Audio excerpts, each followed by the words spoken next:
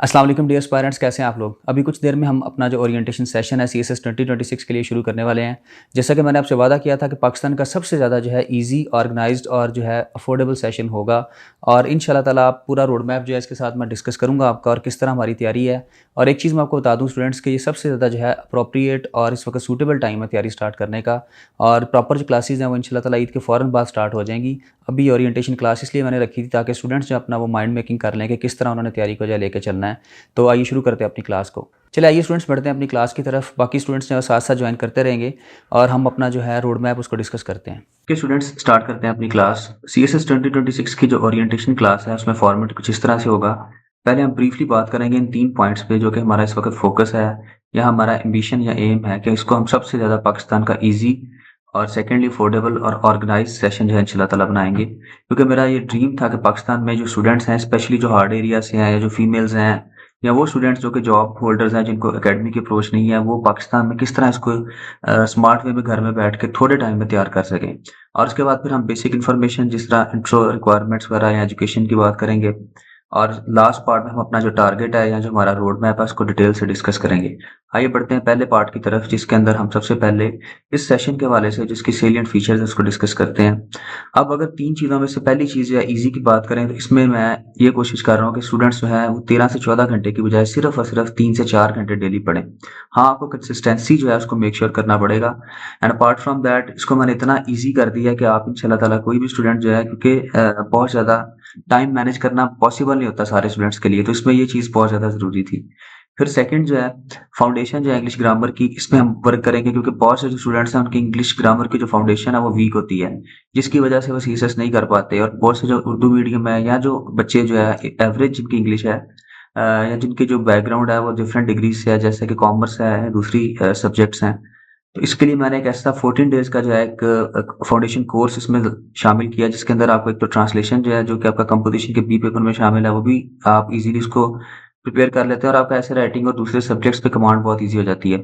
ये भी हम डिस्कस करेंगे। फिर इसके बाद जो है राइटिंग प्रैक्टिस, इसको हमें डेली मेक श्योर करना है, क्योंकि उसमें होमवर्क जो है मैं असाइन करता हूँ, उसमें मैं डेली ट्रांसलेशन जैसे टारगेट ओरिएंटेड एक्टिविटीज़ जो हैं ट्रांसलेशन के रिलेटेड, जो कि आपको आहिस्ता-आहिस्ता सिंपल से जो है एडवांस लेवल पर राइटिंग जो आपकी लेके जाती है, उनको हम डिस्कस करते हैं। फिर इसके अंदर स्कोरिंग नोट्स जो हैं, चूँकि आपको जो है सबसे ज़्यादा प्रॉब्लम CSS में ये होती है, जो आपका टाइम लेती है चीज़ कि आपको 10 से 12 घंटे जब पढ़ना पड़ता है, उसमें आप अगर देखें तो 7 से 8 घंटे आपका वो टाइम होता है जो आप नोट्स कंपाइल करने पे लगा रहे होते हैं, डिफरेंट सोर्सेज़ को जो है आप सॉर्ट आउट कर रहे होते हैं या उनको फंबल ऐड कर रहे होते हैं। तो इसमें जो है नोट्स आपको मैंने दिन-रात करके जो है ऐसे ईज़ी और निमोनिक्स की मदद से नोट्स बनाए हैं, और जो पाकिस्तान की जो सजेस्टेड रीडिंग्स थी या इंपॉर्टेंट बुक्स थी, सारी जो है उनका एक्सट्रैक्ट लेके ऐसे नोट्स बना दिए जिनमें आपका स्कोर भी बहुत ज़्यादा आता है और आपका सारा एफर्ट जो बच जाता है। आपने करना क्या है, बस अपना जो है डेली का होमवर्क जो असाइन किया जाता है उसको प्रिपेयर करना है। फिर फीमेल्स के लिए और जॉब होल्डर्स के लिए भी बहुत ज़्यादा ईज़ी है, क्योंकि आप घर पे रह के आराम से आपको किसी भी जगह पे जो है फिजिकल जो है आपकी प्रेजेंस वो ज़रूरी नहीं है। और इसके अलावा जो है आप अगर कोई चीज़ मिस हो जाती है, क्योंकि बाज़ दफ़ा ऐसा होता है कि जॉब के रिलेटेड या कोई टाइमिंग्स के रिलेटेड प्रॉब्लम आ जाता है, तो उसमें हम एक तो ये मैं करता हूँ कि रिकॉर्डेड लेक्चर्स जो हैं वो प्रोवाइड कर देता हूँ क्लास के साथ। फिर होमवर्क डायरी जो है वो साइन की जाती है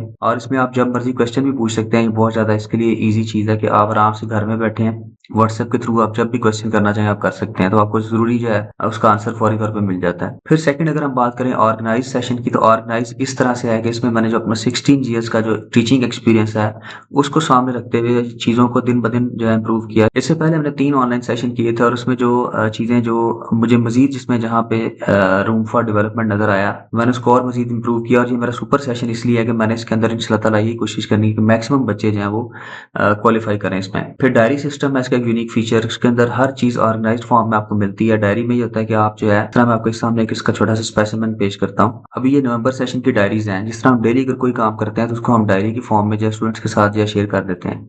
जैसा कि ये देखिएगा कि आपको जो है जो हमने होमवर्क किया है उसका डेली की बेस पे जो डायरी है वो असाइन कर दी जाती है, ताकि स्टूडेंट्स जो है वो तैयार कर सकें।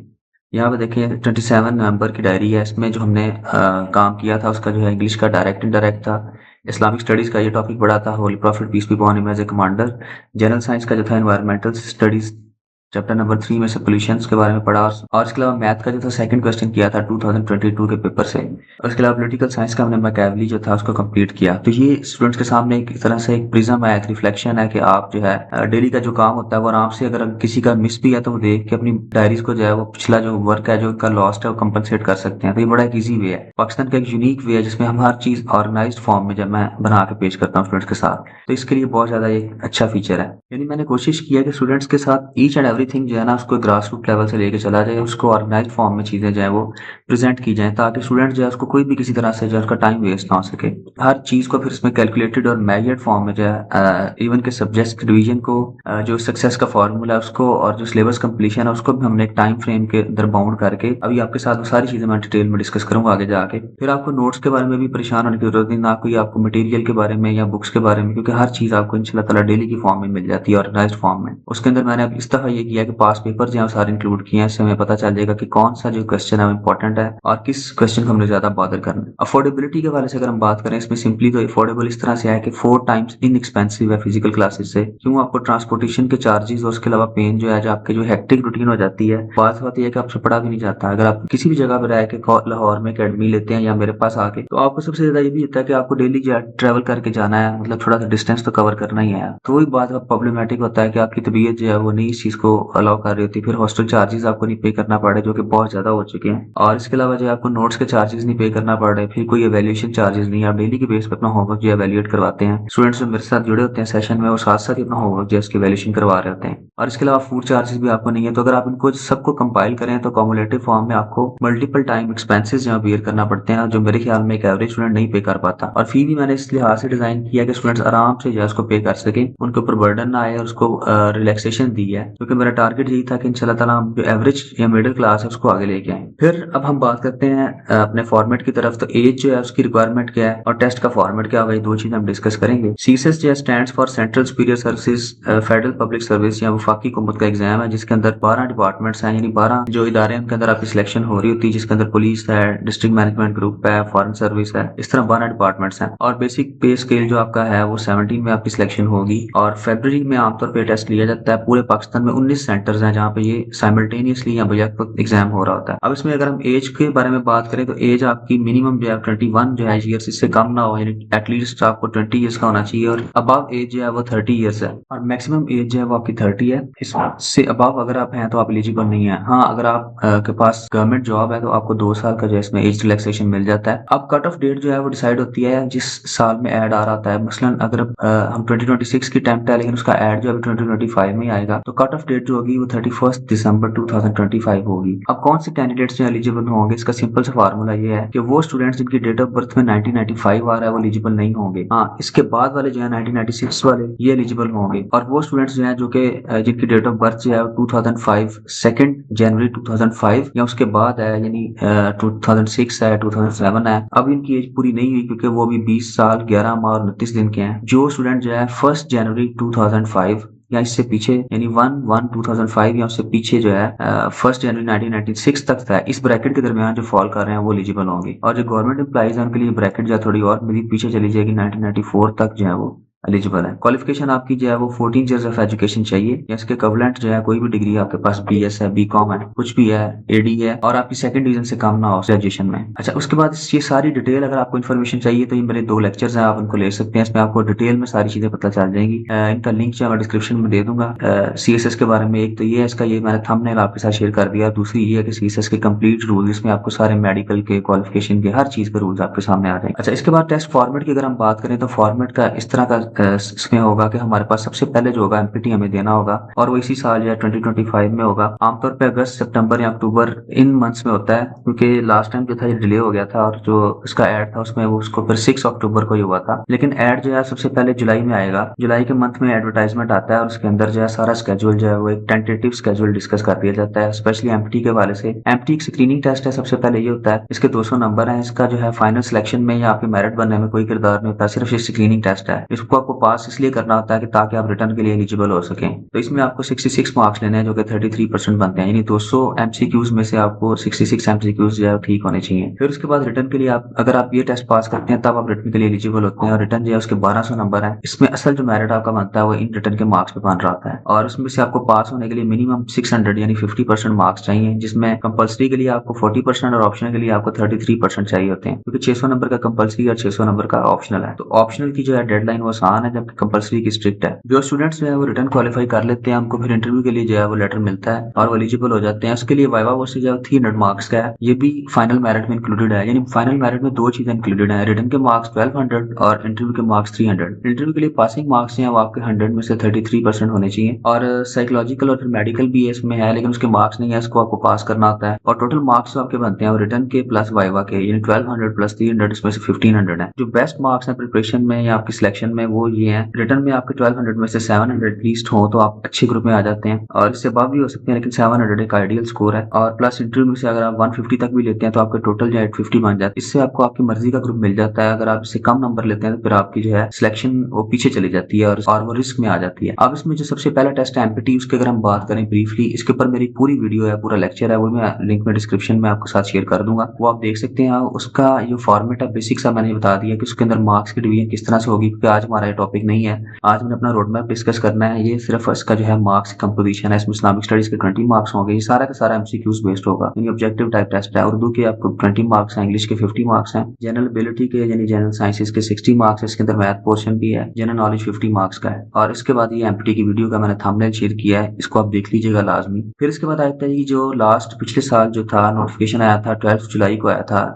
एफपीएससी की तरफ से, और उसमें जो था एप्लीकेशन जो ली गई थी एमपीटी के लिए वो 11 अगस्त 2024 जो थी नोटिफिकेशन आया था उसकी एप्लीकेशन के लिए, और ऑनलाइन एप्लीकेशन जो स्टार्ट हुई थी 12 से 26 अगस्त तक, और टेस्ट जो था 6 अक्टूबर को हुआ था 2024 में। फिर रिटर्न एग्जाम का ये स्केड्यूल था, एप्लीकेशन अप्लाई करने के लिए आपको 1 दिसंबर से एप्लीकेशन स्टार्ट हुई थी ऑनलाइन। फिर उसके बाद आपको डॉक्यूमेंट सबमिशन के लिए हार्ड कॉपी में टाइम दिया जाता है, 10 दिन होते हैं, और कंडक्ट जो हुआ था 15 फरवरी से जो है टेस्ट रिटर्न पोर्शन स्टार्ट हुए। अब आप बात करते हैं अपना टाइम टेबल कि हम सिलेबस को किस तरह कवर करेंगे। असल जो हमारा टारगेट है, हम एटलीस्ट 4 सब्जेक्ट्स को जो है स्टार्ट करते हैं इकट्ठा, थोड़ा थोड़ा करके, ज्यादा बर्डन नहीं बनाया जाता ताकि बच्चे जिसको कर सके, और उसके साथ ही उसके नोट्स और उसके सारे जो रिसोर्सेज शेयर किए जाते हैं। अप्रैल के अंदर अगर हम स्टार्ट करेंगे ईद के फौरन बाद इंशाल्लाह ताला, उसमें इंग्लिश ग्रामर जो है उससे हम स्टार्ट लेते हैं, इंग्लिश का जो पोर्शन है, ताकि बच्चों को पहले लिखना आ जाए, ट्रांसलेशन जो है हम उस पर पहले ग्रिप करते हैं। और वैसे भी ये 10 मार्क्स का जो क्वेश्चन इंक्लूडेड है कंपोजिशन के पेपर में, साथ हमारा वो पोर्शन तैयार हो जाता है जो कि हमें सपोर्ट करता है फिर बाद में लिखने में।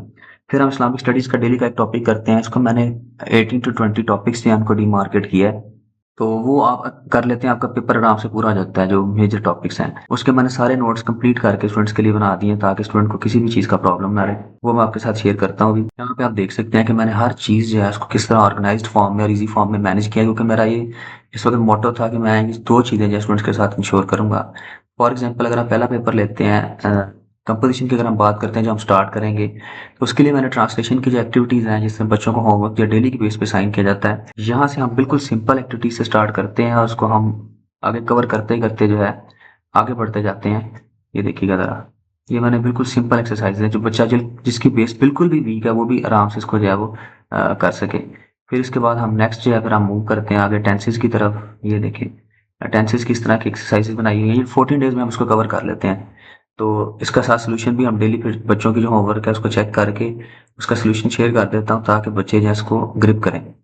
देन सेकेंडली फिर पैसिव वाइज और इस तरह डायरेक्ट इंडायरेक्ट वगैरह, यानी सारे फाउंडेशन में से गुजरने के बाद फिर हम जो है स्टेप बाय स्टेप आगे बढ़ते हैं। उसके बाद फिर मैंने जो डिफरेंट पोर्शन है, जैसे कॉम्प्रीहेंशन का है या करेक्शन का, प्रेपोजिशन का, पंक्चुएशन का या प्रेसी का पोर्शन है, उसके ऊपर लहदा से डाटा जो है मुख्तलिफ फॉर्म्स में इकट्ठा किया हुआ, उनकी प्रैक्टिस एक्सरसाइजेस भी। और क्योंकि मेरे इस पेपर में 70 मार्क्स आते रहे हैं, तो मैंने इसको जो है इस पे ब्रीफली जो है या टू द पॉइंट इसको प्रिपेयर किया, ताकि बच्चे जो इसमें आसानी से गो थ्रू कर सके। इसमें बहुत सी ट्रिक्स हैं जो आप अगर आप उनको जो है ग्रिप करते हैं तो आप आसानी से इस पेपर में नंबर ले सकते हैं। इसी तरह इस्लामिक स्टडीज की जो किताबें हैं जो फेमस या सजेस्टेड थी, उसको मैंने लेके जो सारे इंपॉर्टेंट टॉपिक्स थे उनको एक्सट्रैक्शन करके, यानी इस्लामिक स्टडीज के जो नोट्स हैं वो प्रिपेयर्ड फॉर्म में, कंप्लीट फॉर्म में जो है वो सारे सब्जेक्ट्स के नोट्स हैं वो मैंने इस तरह तैयार कर दिए हैं, ताकि बच्चों के लिए जो है इंशाल्लाह ताला से मुश्किल ना हो। ये देखें इस्लामिक स्टडीज के नोट्स हैं तरतीब से सारे जो हमने इस तरह प्रिपेयर कर दिए हैं।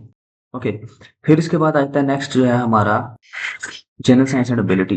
एबिलिटी पोर्शन के लिए मैंने इस दफा ये क्राइटेरिया किया कि लास्ट टाइम तो हम ये कर रहे थे कि दो पोर्शन है इसके, एक तो जनरल साइंसेज का और दूसरा जो है मैथ पोर्शन। मैथ पोर्शन हम लास्ट टाइम यूँ करते थे कि वो हम पास पेपर्स करते थे स्टेप बाय स्टेप, उसमें सारे सवाल जो मिक्स आ जाते थे। लेकिन इस दफा हम ये कर रहे हैं, इसमें जो है मैथ पोर्शन के लिए मैंने डिफरेंट जो है वो नोट्स के टॉपिक्स वाले जो है सीरीज वाइज, यानी जो जो हेड्स हैं उनको लेके सिंपल से एडवांस बिल्कुल बेसिक से प्रैक्टिस के साथ और एक्टिविटीज के साथ जो है वो बना रही है, ताकि बच्चे बेसिक से गो थ्रू करें, क्योंकि कुछ बच्चों को मैथ में प्रॉब्लम आता है तो वो मैथ नहीं कर पाते। इसलिए मेरा फिर ये टारगेट था कि मैथ पे उनको जो फोकस किया जाए, और ये हमारा एमपीटी में भी साथ सपोर्ट कर रहा होगा, साथ साथ हमारी एमपीटी की भी तैयारी होती जाएगी। प्लस पॉलिटिकल साइंस हम स्टार्ट करते हैं साथ, चौथा सब्जेक्ट जो है पॉलिटिकल साइंस के अंदर हमारा ये बेस्ट नोट्स है पाकिस्तान में, पूरे पाकिस्तान में मेरे नोट्स जो जाते हैं, क्योंकि इसमें मेरे हाईएस्ट मार्क्स थे पॉलिटिकल साइंस में। उसमें जो है मैंने ये किया कि पास पेपर्स भी इंक्लूड किए हैं इस दफा हर पेपर के साथ, और दूसरा ये है कि डिफरेंट जो है, क्योंकि पॉलिटिकल साइंस की ना बुक्स आपको एक बुक से सारे टॉपिक्स नहीं मिलते हैं, उसके सिलेबस के डिफरेंट पार्ट्स। तो मैंने ये किया कि फिर जो सारे टॉपिक्स थे या जो डिफरेंट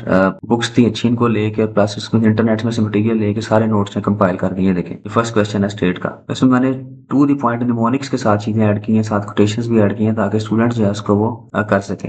ये बहुत इजी फॉर्म में मैंने जो चीजें अरेंज कर दी हैं और ऑर्गेनाइज्ड फॉर्म में, क्योंकि मैंने कहा था कि ये पाकिस्तान का सबसे ज्यादा जो है इजी और ऑर्गेनाइज सेशन होगा। फिर इसी तरह हम पहले मंथ के अंदर, अप्रैल के मंथ के अंदर हम ये 4 सब्जेक्ट करने के बाद इंशाल्लाह मई के अंदर हम जो जो सब्जेक्ट कंप्लीट होता जाएगा उसकी जगह पे दूसरा सब्जेक्ट जो है उसको हम इंडक्ट करते जाएंगे। जैसे जो है जनरल साइंस एंड एबिलिटी 2 माह तक चलता है, क्योंकि उसका सिलेबस लेंथी है। इस्लामिक स्टडीज 1 माह में कंप्लीट हो जाता है, उसकी जगह पर हम जो टॉपिक चेंज कर लेते हैं, और पॉलिटिकल साइंस का भी पहला पेपर खत्म हो जाएगा, उसको हम नेक्स्ट में जो है पॉलिटिकल साइंस का पेपर 2 स्टार्ट कर देंगे। फिर इसी तरह यहाँ से हम सेकंड मंथ में इंग्लिश का जो है ट्रांसलेशन खत्म करने के बाद ऐसे राइटिंग की तरफ मूव करेंगे। ऐसे राइटिंग में मेरा स्पेशल फोकस है, मैं आगे डिस्कस करता हूँ आपके साथ, क्योंकि सबसे ज्यादा जो फेलियर है वो इसी पेपर में है। फिर जून में जो है हम इसी तरह कॉम्प्रीहेंशन और पंक्चुएशन इन इंग्लिश हमारा साथ साथ चलता रहेगा, plus current affairs plus criminology जो है उसके बेस्ट नोट्स हैं मेरे पास जफर सैन नकवी के, और इस वक्त जो है प्लस नोवा की बुक जो है हम वो यूज करते हैं। पंजाबी के मेरे अपने बहुत अच्छे नोट्स हैं, एक एक चीज मैंने उसको कंपाइल करके बनाई है, आपके साथ शेयर करता हूँ। ये देखिए पंजाबी को मैंने डिफरेंट हेड्स के अंदर जो है बिल्कुल एक ऑर्गेनाइज करके हर चीज को जो है, फॉर एग्जाम्पल यहाँ पे अगर आप देखते हैं, ये देखिए न्यू पोएट्री है, और ये जो है मोहम्मद आसिफ पीछे से, ये थोड़ा स्क्रीन आपके साथ थोड़ी सी यहाँ पे देखें आप थोड़ा सा, इसमें आप थोड़ा सा एसेस कर सकते हैं कि देखिए मैंने इस तरह नोट्स बनाया कि सबसे पहले राइटर है उसका थोड़ा सा एक पेज पे बैकग्राउंड दे दिया, ताकि ऑब्जेक्टिव भी आपका साथ तैयार हो जाए, और प्लस जो है आपको वो सब्जेक्ट में भी हेल्प करे। इसका फिर आगे से टॉपिक इस तरह स्टार्ट हो जाता है।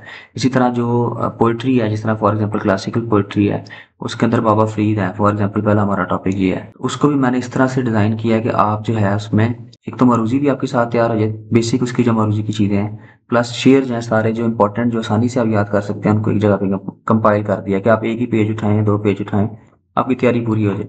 तो ये एक बड़ा आसान तरीका बन जाता है कि आपको बहुत ज्यादा स्ट्रगल से जब बच जाते हैं इस चीज को लेकर। यानी सारे सब्जेक्ट्स को आहिस्ता आहिस्ता आहिस्ता आहिस्ता मैंने उनका निचोड़ निकाल के एक जगह पे ले आया हूं। ये सारे सब्जेक्ट्स के नोट्स हैं आपको पूरे के पूरे तैयार फॉर्म में मिलेंगे, तो आपको इसकी किसी चीज के परेशान होने की जरूरत ही नहीं। फिर इसके बाद आ जाता है जी नेक्स्ट हमारी जो स्ट्रेटेजी के अंदर जो इंपॉर्टेंट चीज है कि ये तो हमारा सिलेबस कवर हो गया, इस तरह हम लास्ट में फिर 2 सब्जेक्ट रह जाते हैं सिर्फ, जुलाई में हम इंशाल्लाह वो भी कवर कर लेंगे। अब हमारा जो सेकंड मोस्ट इंपॉर्टेंट क्वेश्चन है कि हमारा टारगेट जो है वो क्या है रिटर्न में, उसको किस तरह हमने अचीव करना है। ये सबसे ज्यादा इंपॉर्टेंट चीज हमारे लिए 750 का टारगेट है हमारा इस दफा इंशाल्लाह ताला। उसके अंदर इंग्लिश ऐसे जो है सबसे ज्यादा अच्छा, मैं आपके साथ ये भी चीज शेयर करता हूँ कि आप अगर मिनिमम नंबर भी लेते हैं तो आपकी क्या स्ट्रेटजी है।